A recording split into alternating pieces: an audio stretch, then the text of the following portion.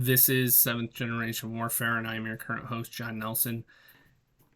I've been working on my family anthology, going through family documents that I have access to, and I've also written to some extended family in hopes of getting some more family documents. But as I'm going through these family documents, there are some gems in there, and I like this one in particular, so I'm going to be sharing it with you. My aunt in 1967 wrote to her grandfather. So my aunt wrote to her mother's father, and for a school assignment, looking for family information for some sort of school assignment, which I don't really know the details to.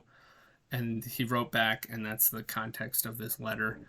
But it just goes to show that families have all kinds of fun historical information about them, and you don't really know about it until you ask.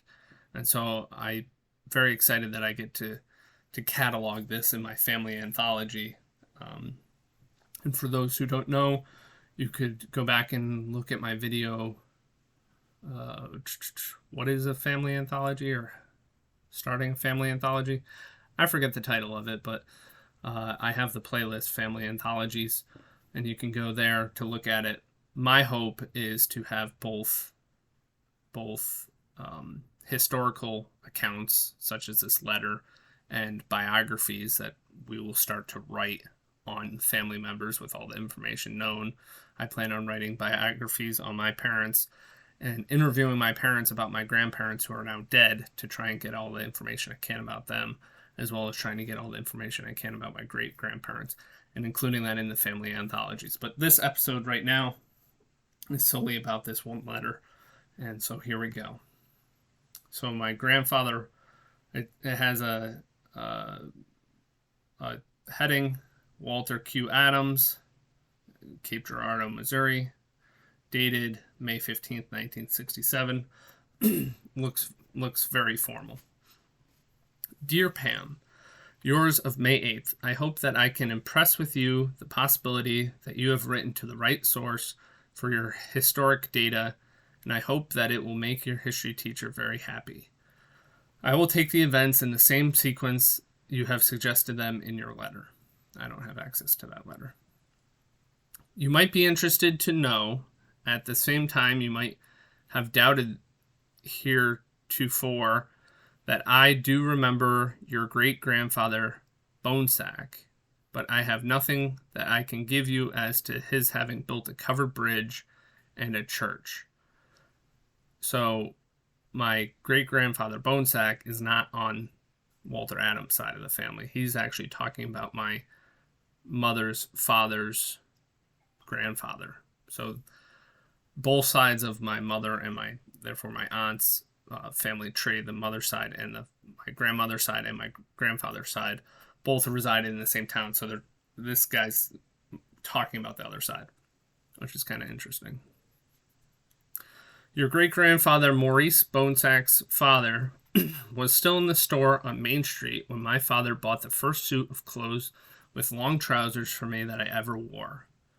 So they were shopping at each other's places, and their granddaughters, or his daughter, would marry and start my mother's family. Maurice Bonesack was then a young man, possibly in his early 30s.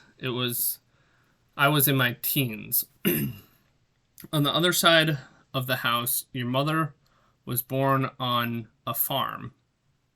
So this is talking about my grandmother. That is correct. Yes, it was an honest-to-goodness farm, the same place where her mother was born, and your Uncle Lee lives there now and owns the farm. So we get that there's a couple generations of people being raised on the same farm. Your teacher is probably somewhat bewildered and inquisitive as to whether you are related to the early Adamses, i.e. President John Quincy Adams, the second president of the United States, and his son John Quincy Adams, the sixth president. We have never been able to trace our family tree that far back. While my middle name is Quincy, That does not create a relationship, although that part of my name is for John Quincy Adams. Wait. While my middle name is Quincy, that does not create a relationship, although that part of my name is for John Quincy Adams. I don't really know what that means, but he's saying we're not related to the presidents. My grandfather, my father's father, was Walter Adams. As for having prevented a train wreck, it was my father who did that, and I very well remember it. That was back in the days when railroads were running passenger trains quite frequently.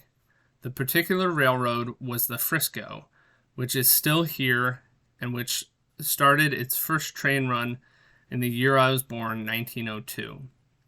I remember when they ran 4 passenger trains each way each day. The train he prevented from being wrecked was in the following instance. In the year 1911, when I was 9 years old, we had a cloudburst in the valley where we lived, and I do mean a cloudburst. And as you know, this railroad runs directly adjacent to the Mississippi River between Cape Girardeau and St. Louis. And in this particular place, the roadbed is right on the riverbank, and the cloudburst up the valley raised the big creek near where we lived, where it empties into the Mississippi, way beyond flood stage, and caused quite a lot of disaster, and it washed the railroad trestle away. My father flagged the oncoming passenger train and saved it from running into the open flooded creek as the trestle work, that is, the ties and the rails were still in place, and the engineer could not tell that the piling and bridge work underneath was gone. That saved a good many lives, as in those days all passengers trains were loaded near capacity. So my great-great-grandfather saved a train full of people, which is cool to know. My paternal grandmother knew of the James brothers. You know, the famous bandits, the James brothers. Bob Ford shot Jesse James in the back to collect a bounty as he was hanging a picture in the year my father was born, 1880. His grandmother, who was my great-grandmother, used to tell him, this is not talking about a relation to the Jameses, used to tell him about the James boys when he was a lad. You might wish to inform your school teacher that the sentiment in Missouri in those days was by majority in favor of the James boys, by virtue of the fact, as you well know, the railroad companies in those days, by their overbearing and belligerent tactics in securing railroad right-of-ways, wrecked the James home by dynamite and blew off their mother's arm. That is what started the James boys, and very often in their robbery sprees, they robbed the rich and befriended the poor. My father remembered seeing Frank James at the World's Fair in St. Louis in 1904. He was pardoned by Governor Marmaduke, mostly because they could not capture him, so they offered to grant him a pardon if he would give himself up, and he did. I do not mean to convey to you the feeling that I uphold that way of life. I am only giving you the facts back in those days when I was a little boy, as they were presented to me. So how many of you knew that about the James brothers? I'm sure you could look it up, but it's pretty interesting to hear people living in that time area talking about the most famous criminals of that day and how they kind of supported them or were sympathetic to them. You might be interested to know that on the distaff side of my family, my mother's grandfather came from Ireland.